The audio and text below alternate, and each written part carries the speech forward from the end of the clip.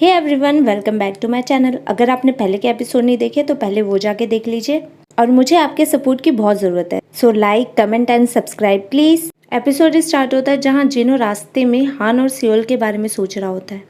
फिर एक पास्ट का सीन दिखाते हैं जहाँ सियोल जिन्हो की फेस को कवर करके देखती है कि शायद जिन्हो तो वो बंदा नहीं जिसने उसकी जान बचाई थी, क्योंकि उस दिन उसने सिर्फ उसकी आंखें ही देखी थी। फिर वो रियलाइज करती है कि ये जिन्हो तो नहीं है। जिन्हो जब पूछता है कि ये तुम क्या कर रही हो, सियोल कहती है मुझे समझ नहीं आ रहा, अगर मैं तुमसे पूछती भी हूँ तो मुझे नहीं लगता कि तुम सच बताओगे, इसलिए रहने ही दो, और अपने दूसरे काम करने लगती है। तभी जिन्हो को पता चलता है कि उसकी सिंगर चली गई है और अब उनके पास परफॉर्मेंस के लिए कोई भी सिंगर नहीं है। फिर वहाँ मैडम शिन आती है जो फ्रीडम फाइटर ही होती है और कहती है इसके लिए मेरे पास सबसे अच्छा सॉल्यूशन है, और सियोल को देख के मुस्कुराने लगती है। नेक्स्ट सीन में हम देखते हैं कि सियोल को पकड़ के ड्रेसिंग रूम में लेके जाते हैं। सियोल पूछती है मैं ही क्यों?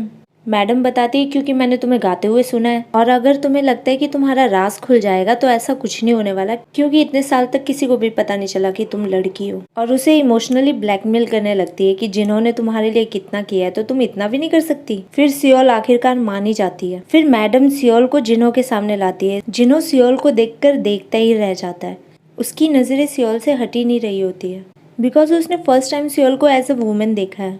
सियोल कहती है कि क्या मैं ऑकवर्ड दिख रही हूँ? इन दी प्रेजेंट जिन्हो कहता है कि हान से पहले मुझे सियोल के लिए फीलिंग डेवलप हुई है, बट इस लाइफ में मैं कुछ नहीं कर सकता। सियोल और हान को दिखाते हैं। हान कहता है अब तो तुम नहीं रोगी ना? सियोल कहती है अगर मैं रोई तो क्या तुम मुझे दोबारा हग करोगे? हान कहता है कितनी शेमलेस हो तुम। फिर वो दोनों कुछ बातें करते हैं। सियोल बताती कि जब वो छोटी थी तो उसने अपनी माँ से पूछा था क्या मैं प्रीटी हूँ। उसकी माँ ने प्यार से जवाब दिया कि हाँ। फिर सियोल ने दोबारा पूछा क्या अगर मैं किसी की जान ले लूंगी तो भी क्या मैं प्रीटी हूँ, क्योंकि मैंने बहुत पहले किसी को जान से मारा है। सियोल की ऐसी अटपटी बात सुन के उसकी माँ बैंगजिन की माँ के पास लेके जाती है, जिससे सियोल की माँ को पता चलता है कि सियोल के पास कोई सुपरनेचुरल पावर नहीं है, एक्चुअली उसे अपने प्रीवियस लाइफ की बातें याद है। फिर सियोल की माँ उसे छोड़ के चली जाती है और सियोल को अभी भी लगता है कि उसकी ऐसी बातों से उसकी माँ ने उसे अबैंडन कर दिया। हान पूछता है अभी भी तुम्हें पास्ट लाइफ की मेमोरी परेशान करती है? सियोल पास्ट लाइफ के बारे में सोचती है, फिर मना कर देती है कि मैं अब नॉर्मल इंसान हूँ। सियोल झूठ बोलती है क्योंकि उसे डर होता है कि हान भी उसे अबैंडन ना कर दे।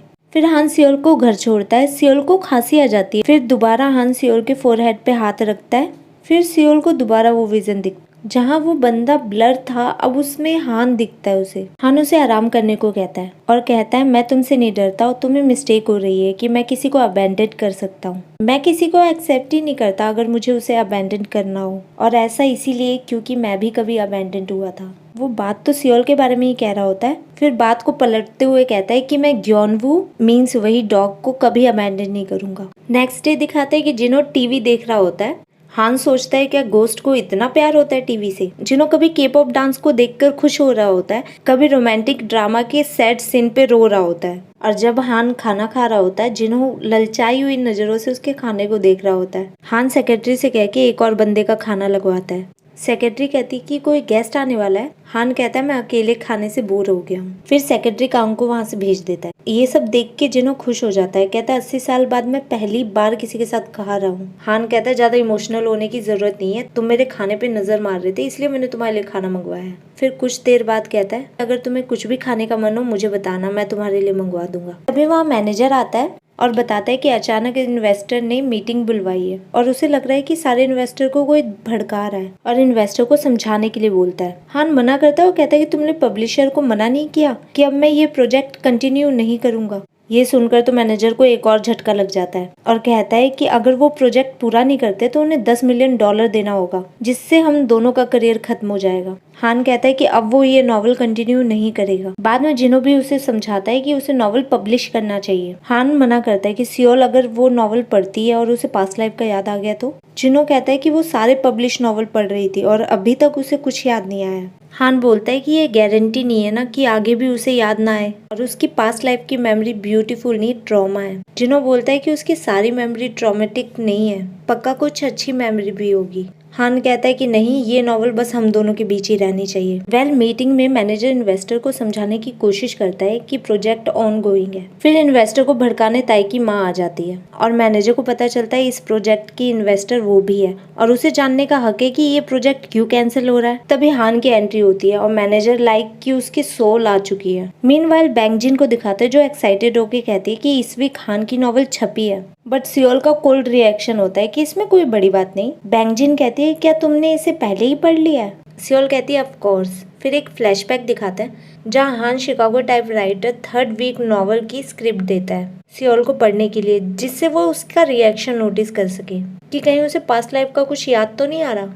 बट सियोल का नॉर्मल रिएक्शन होता है और वो नॉवल की बहुत तारीफ करती है। हान कहता है it seems like there is no problem with it और कहता है I will contact you soon. और ये सब सियोल बैंगजिन को बताती है। बैंगजिन कहते हैं कि मुझे समझ नहीं आ रहा कि उसे तुम में क्या अट्रैक्टिव लगता है और क्यों तुम्हें उसने स्क्रिप्ट दिखाई जैसे कि वो तुम्हारा परमिशन ले रहा हो। सियोल कहती है क्यों नहीं, मैं उसकी फर्स्ट फैन हूँ। तभी सियोल को ताई का कॉल आता है बुक के रिगार्डिंग जो वो लेके चली गई थी। सियोल कहती है कि कोई बात नहीं, मैं तुम्हारे वर्क रूम में लेकर आ जाऊंगी। हान को दिखाते हैं जब इन्वेस्टर को पता चलता है कि इस वीक की नॉवल रिलीज हो गई है और वो हिट हुई है। इन्वेस्टर ताई की मदर को कहते हैं कि आपने हमें यहाँ बुलाया ही क्यों था और वहाँ से जाने लगते हैं। ताई की माँ कहती है कि तुम ज्यादा बोलते हो बट अभी भी तुम एरोगेंट हो। हान ताई की माँ से माफी मांगता है और कहता है कि मैं गोस्ट की तरह चुपचाप नहीं रह पाया और वहाँ से चला जाता है। ताई सियोल का वेट कर रहा होता है बट उसके फादर वहाँ पे आते हैं कि फादर उस फेट बुक को देखने लगते हैं। ताई कहता है ये बुक तो पहले से ही पॉपुलर था और इस बार तो 5th एडिशन छपा है। ताई के फादर कहते हैं कि तुम्हें नहीं लगता हमें यहाँ पे रुक जाना चाहिए, मतलब प्रिटेंड करना कि इस बुक के ऑथर तुम हो। तुम्हें लगता होगा कि कोई कुछ नहीं जानता बट मैं तुम ये दोनों जानते हैं। चलो दोबारा स्टार्ट करते हैं, मैं तुम्हारी हेल्प करूंगा। ताई अलग एक्सप्रेशन से कहता है कि क्या आप मेरे लिए चुप नहीं रह सकते और मैं जानता हूँ कि इससे आपका रेपुटेशन भी डैमेज होगा। ताई के फादर कहते हैं कि हान के पास ओरिजिनल ड्राफ्ट है फेट की बट मैं और हान दोनों ही ये रिवील नहीं करेंगे। ताई ये सुन के कुछ घबरा जाता है। फादर वहाँ से चले जाते हैं बट गेट पे उन्हें सियोल मिलती है। सियोल अपने आप को एज अ ताई का असिस्टेंट इंट्रोड्यूस कराती है। तभी वहाँ ताई आ जाता है और सियोल को अंदर लेके आ जाता है। ताई सियोल को ड्रिंक के लिए पूछता है क्योंकि उसके फादर के साथ कुछ आर्गुमेंट हो गया। सियोल कहती है कि मैंने कुछ सुना तो था बट तुम वरी मत करो, मैंने डिटेल नहीं सुनी थी कि क्या बात हो रही है। ताई अपने आप को एज अ विक्टिम शो करने लगता है कि ताई के फादर हमेशा हान को मानते थे और उसकी हमेशा हान से कंपेयर की जाती थी। फिर वो दोनों ड्रिंक करने चले जाते हैं। जिन टीवी पर एक न्यूज देखता है जहां जापानीज गवर्नमेंट की बिल्डिंग गिराई जा रही होती है और हान से वहां जाने की इंसिस्ट करने लगता है क्योंकि वो एक फ्रीडम फाइटर है ना, और अब जापानीज से कोरिया को आजादी मिल गई है। ये देखने से अच्छा क्या है। हान गुस्से में मना करता है और कहता है कि तुम्हें पता नहीं है डेडलाइन क्या है। फिर जिनो को उदास देखकर कहता है कि चलो ठीक है और जिनो को कुछ कपड़े दिखाता है जो आजकल के फैशन के होते हैं। जिनो कहता है क्यों ना सियोल को भी ले चले। ताई उठता है और सियोल का नोट देखता है कि जब वो नशे में था तो ड्राइवर और सियोल उसको यहाँ पर लाए थे। ताई कॉल करके सियोल को थैंक्स बोलता है। अचानक वहाँ हान आ जाता है और सियोल के हाथ से फोन छीन लेता है। ताई कहता है कि मैं तुम्हें डिनर पे ले जाना चाहता हूँ। हान कहता है यहाँ आने की तो हिम्मत भी मत करना और अगर तुमने एक बार और इस नंबर पे कॉल किया you will be dead meat और इस नंबर को डिलीट कर दो। फिर हान फोन काट देता है और सियोल से स्माइल करते हुए कहता है कि हमें कहीं जाना है। सियोल कहती है तुम्हें दिखता नहीं मैं काम कर रही हूँ। हान बोलता है कि कोई बात नहीं, मैं वेट कर लूंगा और बाहर जाके वेट करने लगता है। जिनो कहता है कि हम बाद में भी आ सकते हैं। हान कहता है कि शायद ताई आ सकता है। जिनो कहता है फिर तो हमें यही रहना चाहिए। फिर वो हान को नोटिस करता है जो सियोल को देख के बहुत खुश हो रहा होता है। हान को क्लिनिक के बाहर घूरते हुए देख सियोल की डॉक्टर फ्रेंड उसे जल्दी जाने को कहती है। हान बेचारा परेशान हो जाता है क्योंकि जिनो नॉन स्टॉप बोला ही जा रहा होता है। कभी वो चश्मे को उठा लेता है बट वो तीनों बहुत अच्छा टाइम स्पेंड करते हैं। फिर वहाँ से जिनो चला जाता है। जिनो वही जापानीज गवर्नमेंट बिल्डिंग देख रहा होता है और कहता है कि उस टाइम हम कुछ भी नहीं दे सकते थे देश को, बस अपना यूथ ही दे सकते थे बट इन दी लास्ट हम जीत गए और हमें फ्रीडम मिल गया। हान कहता है कुछ मैटर नहीं करता तुम किस एरा में हो, लाइफ हमेशा से ही टफ रहा है। हर एरा में अपने प्रॉब्लम, स्ट्रगल, फाइट और जीतना होता है। और हान थैंक्स बोलता है कि आप लोगों के यूथ सेक्रीफाइस से ही तो हमारा देश आजाद हुआ है। जिनो कहता है कि तुमने भी फाइट किया था, तुम भी हम लोगों में से ही एक थे। फिर वहाँ सियोल आ जाती है। जिनो कहता है एक और यूथ आ गई और हान से एक फेवर मांगता है कि वो सियोल और उसकी एक फोटो खींचे। हान कहता है बट तुम तो विजिबल नहीं हो। जिनो कहता है स्टिल मैं उसके साथ फोटो खिंचाना चाहता हूँ। हान भारी मन से उनकी फोटो खींचता है। फिर वो तीनों एक साथ फोटो खिंचाते हैं। फिर घर पे जिनो उन फोटोज को देखकर सैड हो रहा होता है क्योंकि वो विजिबल नहीं है ना, और कहता है सियोल अभी भी हेल्थी और ब्रेव है और खुश भी। हान कहता है वो दिखाने की कोशिश तो करती है बट वो खुश नहीं है।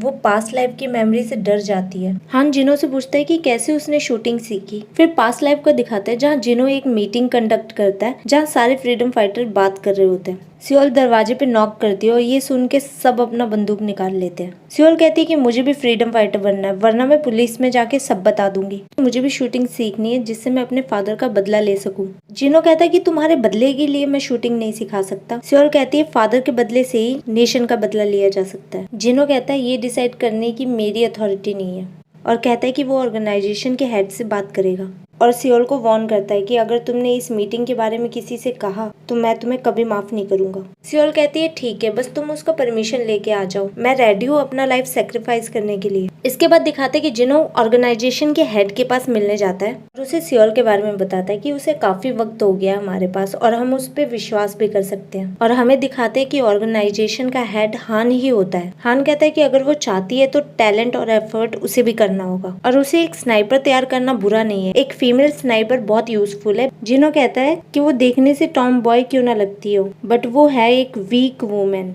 ये खतरनाक नहीं होगा। हान हंसकर कहता है वीक, कौन उसे वीक समझता है और कौन जानता है कि वो एक डेडली स्नाइपर बन जाए। इन दी प्रेजेंट हान कहते हैं कि वो मैं था जिसने उसे शूट करने को बोला और उसके ट्रॉमा का कारण मैं हूँ। फिर पास्ट में हमें वही सीन दिखाया जाता है जहाँ सियोल गन लेकर हान के पास जाती है और पूछती है तुम्हें क्या लगता है इस गन का निकनेम क्या होगा। ये टाइपराइटर की तरह आवाज करता है तो इसका निकनेम शिकागो टाइपराइटर है। और हान को कुछ अच्छा लिखने को कहती है, फेम और वुमेन पाने के लिए नहीं, कुछ शानदार लिखने को कहती है। फिर इन दी प्रेजेंट हान कहता है कि सियोल ने जिसे मारा क्योंकि मैंने उसे कमांड दिया था और ये सब मेरी वजह से हुआ है। फिर दिखाते हैं पास्ट में कैसे हान सीक्रेटली फ्रीडम फाइटर से बात करता था और जब सियोल उसका थैला देकर कहती है कि तुम्हारी थर्ड रेट नॉवल सिर्फ न्यूज़पेपर की जगह वेस्ट करने के लिए है और कैसे उस दिन सियोल के प्रति उसके दिल में फीलिंग डेवलप हुई थी और वो न्यूज़पेपर की आर्टिकल से ही फ्रीडम फाइटर से कम्युनिकेट करता था। और जब सियोल को वो फर्स्ट कमांड देता है जिस जगह पे उसे मिशन कंप्लीट करने के बाद भागना था, वहाँ हान सियोल का वेट कर रहा होता है। फिर वही सीन दोबारा दिखाया जाता है। सियोल भागते हुए आती है और हान का हाथ पकड़ के कहती है कि चलो तुम्हें मरना है क्या यहाँ पे, और कैसे हान की वॉच नीचे गिर जाती है और सियोल उसे उठाकर दोबारा भागने लगती है और वो दोनों एक जगह रुकते हैं। हान कहता है ये तुम क्या कर रही हो। सियोल अपने हाथ से उसका मुंह बंद करती है और कहती है कि अगर मरना नहीं है तो चुप रहो। फिर सियोल गौर से उसकी आंखें देखने लगती है, फिर उसके चश्मे निकाल कर कहती है कि तुम वही हो ना जिसने मेरी जान बचाई थी। हान उसका हाथ हटाकर कहता है क्या बात कर रही हो तुम। सियोल पुलिस को आते देख हान से कहती है चीप नॉवल लिखने की बजाय क्यों ना तुम देश को बचाने में कुछ मदद कर दो। फिर उसे किस करने लगती है और जब वो देखती है कि वो लोग चले गए हैं, हान से दूर हटते तो हान उसे फ्लो में किस करने लगता है और यहीं पे एपिसोड खत्म हो जाता है। नेक्स्ट एपिसोड में मिलते हैं, तब तक के लिए बाय बाय।